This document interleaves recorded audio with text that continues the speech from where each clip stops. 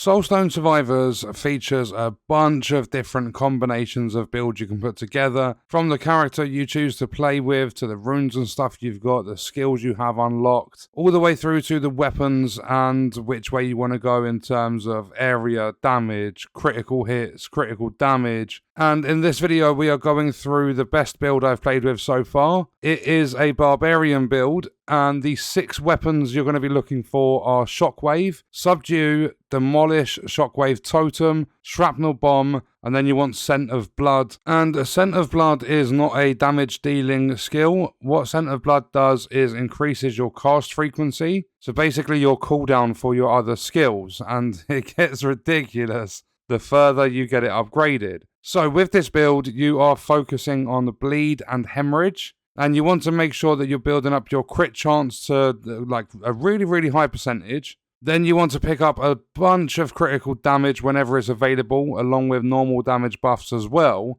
And what I like to do is pick up movement speed, so that when it comes to the passives and stuff that you can get when you level up, once it offers the skill to take extra damage, so you get, like, for an example, 20% extra damage and you lose 10% movement speed, you actually negate the loss of movement speed. So there's no negative. Plus movement speed also really helps out in general with avoiding boss attacks, because some of their areas of attack is absolutely gigantic. Cast frequency, multicast, and area modifiers are good, but the bigger the area, the harder it's going to be, because you're going to struggle to see the screen and stuff. And that's actually going to be a bigger chance of ending your run than anything else really when you get further into the run and you've got your build set up properly. Another one that I like to focus on is armor power. It comes in very handy to take less damage every time you get hit. But I would say by far the most important thing is when you get epic and legendary skill upgrades, like a 60% buff to your multicast chance on a specific skill. You're also going to get things like 45% extra damage for a certain skill, and I would definitely recommend taking those over a passive that gives you 5 or 10% extra damage to all of your skills. I think it's really important to not actually try to level everything up really high, but to focus a bit more on 1 or 2 skills to really push the damage up, because at the end of this run my Shrapnel Bomb only did 40 million damage, while my Shockwave did 400 million.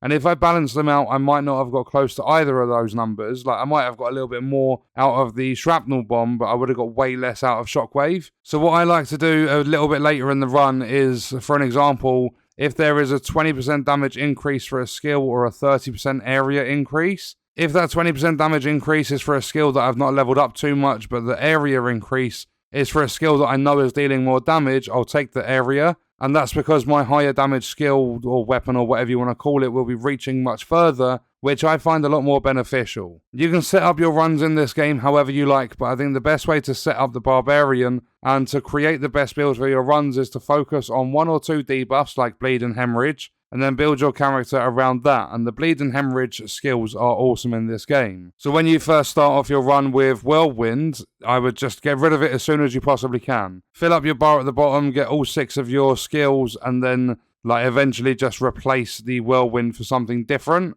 As I said at the start of the video, there are a bunch of different combinations. If you wanted to switch out your starting weapon and not even begin the run with Whirlwind, then go ahead and do that. And when you build with these skills in particular, or like any really, just be careful of your area modifier, because you'll see that my vision was nothing but my skills, especially Shockwave, and it becomes really hard to manage your movement. Plus, when you are multicasting and your cast frequency is high, your frame rate does actually start to dip a little bit in this game. So yeah, Shockwave, Subdue, Demolish, Shockwave Totem, Shrapnel Bomb, Scent of Blood, a really fun, high damage build. Like, the bosses that were coming in were being wiped out in the matter of seconds. And that was, in my opinion, the best barbarian build in Soulstone Survivors. And on that note, we are going to leave the video there. If you enjoyed it, leaving a like is appreciated. If you wish to support me further as a creator, there are links in the description. Let me know your thoughts about the video in the comments. And if you want to watch more, you can click the video on screen. All support on the channel is greatly appreciated, and I hope you enjoyed it. Thank you for watching.